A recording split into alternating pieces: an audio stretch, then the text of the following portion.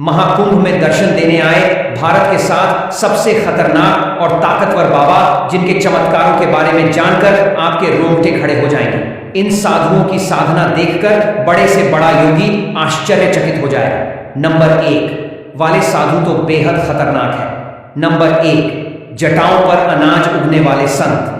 इन संत के बारे में कहा जाता है कि उनकी जटाओं पर अनाज उगता है। जी हाँ, ये संत अपनी जटाओं में जो ताकत छिपी हुई है उसकी वजह से ये अपने सिर पर अनाज उगाते हैं। लोग मानते हैं कि संत की शक्ति और साधना से कोई भी चमत्कार हो सकता है। ये बाबा अपनी जटाओं में दिन रात साधना करते हैं और इन्हीं जटाओं में अनाज उगाते हैं।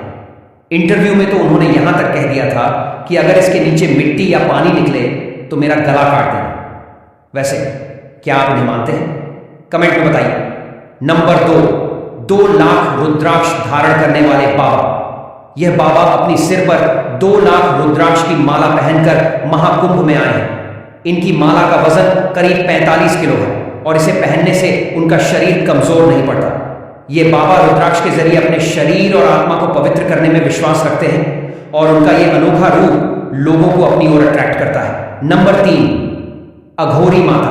महाकुंभ में अघोरी माता भी आई है जो अपने खतरनाक रूप और तंत्र मंत्र की वजह से जानी जाती है। ये माता रानी सिर्फ अपनी साधना में डूबी रहती हैं, लेकिन उनका रूप और शक्ति इतनी ज्यादा है कि देखने वाले लोग हैरान रह जाते हैं। ये माता जी अपनी तंत्र विद्या की मदद से कई चमत्कारी चीजें करती हैं और हमेशा रहस्यमयी तरीके से लोगों को अट्रैक्ट करती हैं। नंबर 4 सांपों वाले बाबा। महाकुंभ में आए इस बाबा ने अपने सर पर जिंदा सांप लपेट रखा है। ये बाबा बिना डर के सांपों को अपनी शरीर से लपेटे रहते हैं और उन्हें अपनी शक्ति मानते हैं।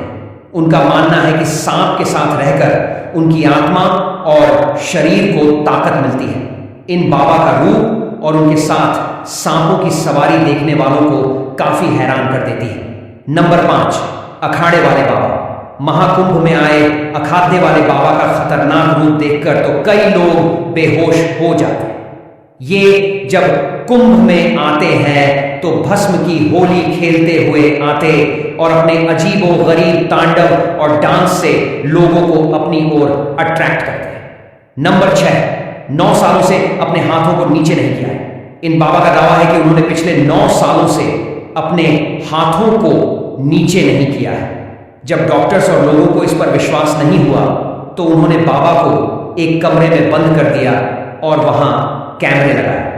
जब उन्होंने कैमरों के जरिए बाबा पर नजर रखी तो वे भी हैरान रह गए, क्योंकि बाबा ने सच में 1 हफ्ते तक अपने हाथ नीचे नहीं किए थे। प्रयागराज का महाकुंभ 144 साल बाद वाला और पहला ही दिन है। बहुत भीड़ है, बहुत लोग हैं, लेकिन सब कुछ बहुत सुगम है। ये संगम घाट है जहाँ संगम हो रहा है और जहाँ के स्नान का महत्व है। यहाँ सब लोग स्नान कर रहे हैं। चेंजिंग रूम है जिससे लेडीज और वुमेन के लिए भी बहुत आसान और कंफर्टेबल है इस स्नान को करना। हाँ, पानी बहुत ठंडा है मगर सब कुछ इतनी आसानी से, इतने अच्छा से हुआ कि ये ईश्वर कृपा ही लगता है।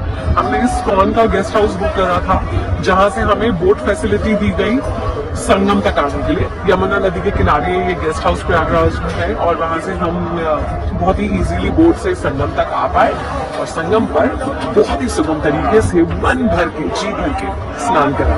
जय गंगा मैया।